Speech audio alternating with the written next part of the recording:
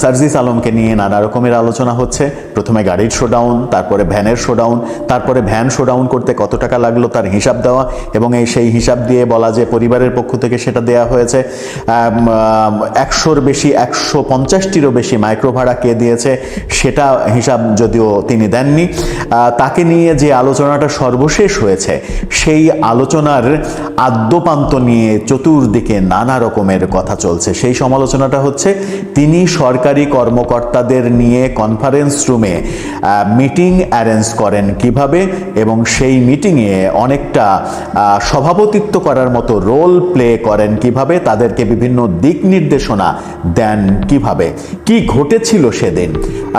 অনেকে অনেক কথা বলছেন, কিন্তু কি ঘটেছিল সেদিন নানা পর্যবেক্ষণে অনেক কিছু বেরিয়ে এসেছে।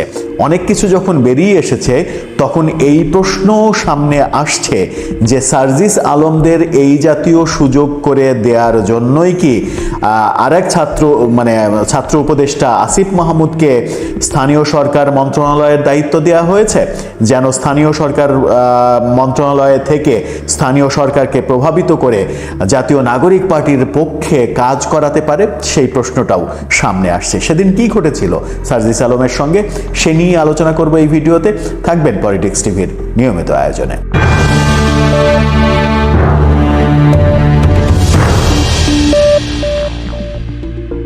দর্শক, পলিটিক্স টিভির নিয়মিত ভিডিওগুলো এখন থেকে স্পন্সর করছে প্রজাপতি.টিভি, নতুন ওটিটি প্ল্যাটফর্ম। আপনারা চাইলে ইউটিউবে, ফেসবুকে, ইনস্টাগ্রামে, টিকটকে দেখে নিতে পারেন। ইচ্ছা করলে আমাদের ডেসক্রিপশন বক্সে লিঙ্ক দেওয়া থাকবে, সেখান থেকেও দেখে নিতে পারেন। সাবস্ক্রাইব করে রাখতে পারেন, কারণ দারুণ সব আয়োজন নিয়ে ঈদে 8 দিন ব্যাপী আসছে প্রজাপতি.টিভি।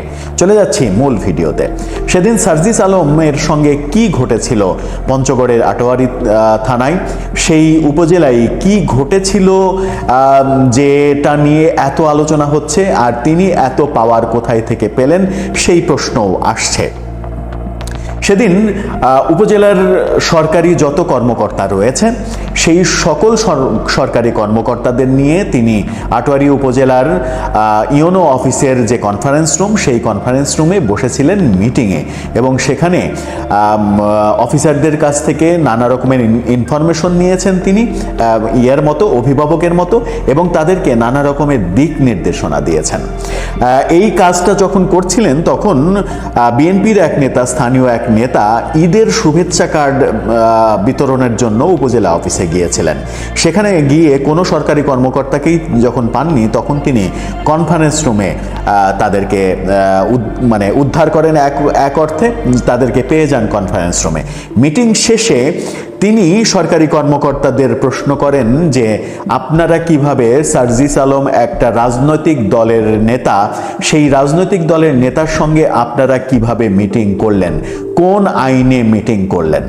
সার্জিস আলম তখন বেরিয়ে এসে বিএনপির এই নেতা, যিনি কিনা সার্জিসের বাবার বয়সী হবে, সেই নেতার সঙ্গে দুর্ব্যবহার শুরু করেন এবং তাকে বলেন হাই স্কেলে না, টোন লো করে কথা বলেন, অর্থাৎ লো টোনে তার সঙ্গে কথা বলতে হবে, কুর্নিশ করে কথা বলতে হবে, সম্মান দিয়ে কথা বলতে হবে।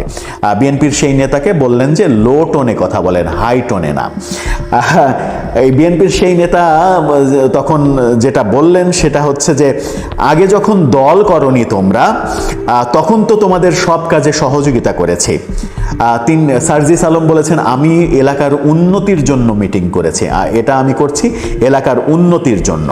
মিডিয়াতে আবার সার্জিস আলম এই ব্যাপারটার ব্যাখ্যা দিতে গিয়ে যেটা বলেছেন সেটা হচ্ছে একজন জনপ্রতিনিধি সরকারি কর্মকর্তাদের সঙ্গে মিটিং করতে পারবে না, তাদের সঙ্গে দেখা করতে পারবে না, সাক্ষাৎ করতে পারবে না, অর্থাৎ নিজের অজান্তেই তিনি নিজেকে জনপ্রতিনিধি হিসেবে জাহির করার চেষ্টা করেছেন টেলিভিশন সাক্ষাৎকারে।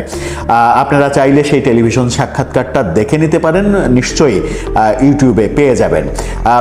তাহলে কি সার্জিস আলম এখনই দল গঠন করার সঙ্গে সঙ্গে নিজেকে জনপ্রতিনিধি ভাবছেন, নিজেকে জনগণের নির্বাচিত প্রতিনিধি ভাবছেন, নাকি জনপ্রতিনিধির সংজ্ঞাই আসলে তিনি জানেন না? দুটোর একটা হতে হবে।